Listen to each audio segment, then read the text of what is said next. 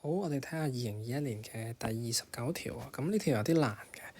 佢話一種情況導致咗就業水平同出口數量都下跌咗啊。邊個政策可以同時舒緩兩個問題咧？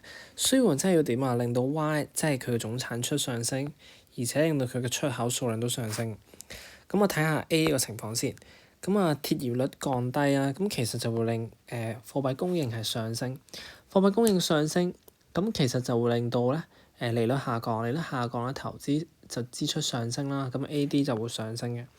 A 上升好，但係 Y 雖然上升咗，成條題目都冇講過出口，所以唔應該出口。A 唔揀得住。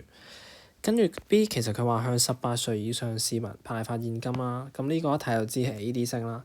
A.D 升，但係佢又冇講到 exactly 關出口事，咁其實又唔一定影響出口嘅。OK，咁咧睇埋 C 個選項先。咁 C 咧佢就話咧，佢話受負面嘅影響嘅行業提供就業支援計劃。咁呢個咧有機會令短期總供應上升，因為佢其實佢個生產成本咧，企業生產成本可能會跌啦。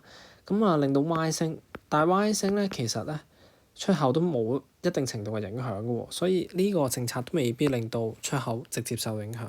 反而多啦，要睇清楚題目啦。佢係話令自己嘅貨幣對主要貿易夥伴嘅貨幣貶值啊，即係話其實咧出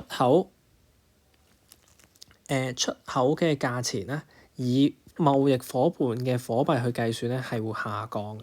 咁呢個時候咧，我哋嘅出口數量咧，的確會上升。咁咧，如果出口總值計翻自己國家嘅貨幣去計咧，係不變嘅。咁成個總值就會上升，A.D 都會升，A.D 升，然之後出口數量又升，所以 D 呢個選項係啱嘅。咁大家要睇清楚條題目啦。